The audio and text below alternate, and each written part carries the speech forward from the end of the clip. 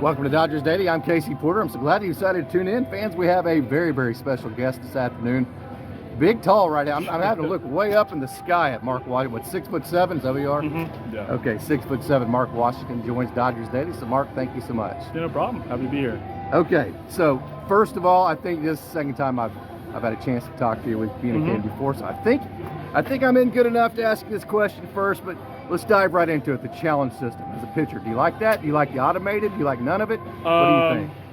I'm indifferent. Some days I like it, some days I don't, just because it takes the aspect of catching kind of out of it. Yeah. So, like, sometimes, let's say I want a fastball inside and the catcher set up away or something, I know I can just throw it to the other side because he doesn't have to, like, fool the umpire, or there's no, like, visual aspect of it. It's just a computer. You can't really fool a computer.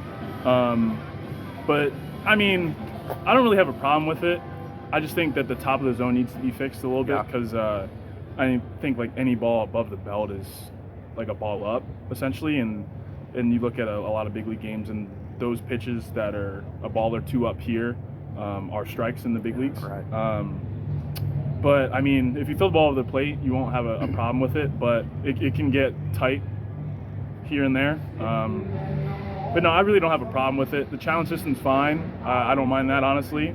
I just think umpires with the challenge system, they get a little domed up, and they're like scared to call certain pitches strikes. Rightfully knowing that they could challenge it, and if they're right or wrong, like, I don't know. I think the challenge system, I like it. It's just tough to say because it just changes the game of baseball from when you grow up and in college and early days in pro ball. You're taught to hit spots, and then when you hit your spots, you get rewarded.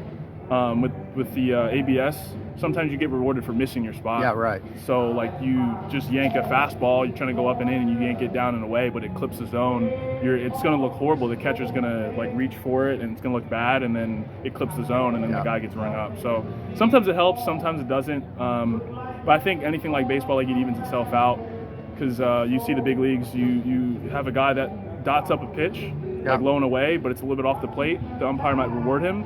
But the pitches that where the catcher set up away and the pitcher misses in, but it's over the plate, sometimes you don't get that. So I think it evens itself out. The Episcopal Academy, and then also Lehigh. Want to give a shout out to those guys? 100%. I miss all the guys that I play with at Lehigh. My coach Leary, there too, and then back in high school, my high school coach has since passed away, but Coach Hickey, great guy too. Just two good programs, and kind of miss those guys. Okay, let's back up to your offseason. Lululemon, did I get that correct? Lululemon. Clothing store. Tell us all about that experience. You have to work in the offseason. Yeah, so the past 4 off seasons I worked at Lululemon. It's just a normal retail store. I'm sure a lot of people are familiar with that. But yeah, it's just been my side hustle. I usually go work out in the morning, and then after that I'd have my lunch, and then I'll go to Lulu in the Gardens Mall, and I'd go to work for the rest of the day, and then come back home and do it all over again. So 6'7", do they have clothes that fit you? Do you have to They surprisingly do. Okay. They don't have a lot of the stuff in store. You have to go online and get the talls of them. But yeah, a lot of their pants fit me, and I love them. It's like perfect length. Just about this time last year, you got called up. Maybe a little bit before this time last year. Maybe a little over a year you've been here in AAA. So, of course, the PCL, that's not a real friendly league for a pitcher because of all the altitudes, but how's the adjustment been? It's definitely been a nice little adjustment period. I know last year I struggled a little bit. I know the biggest thing for me was with the travel is different places that you're going to play with different elevations, and your pitches do different things. Yeah, right. So the hardest thing for me was figuring out, like, let's say we go from here where it's really humid and not as high elevation wise, and I'm used to that because back in Pennsylvania you got a lot of humidity and just the ball does what you want it to do. I'm like, it's humid in Pennsylvania? Yes, it's humid in Pennsylvania. But then you go to, like, a place like El Paso, it's high elevation, super dry, so you might start your slider at a certain, like, spot, and it's going to hang up and not have that same type of action. So I think realizing that and getting off the mound in certain elevations and figuring out where to start my pitches and how to throw those. I think that was the biggest challenge for me. And then with that, you just got to execute them. I think I've done a good job at making those adjustments now, because I think before I didn't realize that's what I had to do, because I was just throwing the ball the same way I always know how to, and then certain pitches, certain sliders just hang up there, and I'm wondering why, and it's because the elevation and just the ball does different things. So I think that was the big adjustment period, just because like if I do go to the big leagues, you're going to be in different. When you go to big league. Yeah, you're just going to be in different. I'll say that for you. You're just going to be in different locations, so you just got to like find out where you can execute your pitches and how you can do that. So I think that was the biggest challenge for me, and then just being able to execute them. All right, good segue. I always kind of lump you and Nick Robertson together because you've been on the same track. I'm sure you're really good friends because you pitched in the same bullpens for so many years now in the Dodgers organization. Got called up. That was really cool, Yeah, right? that was awesome for him. Okay, so first of all, kind of talk about how cool that was for him.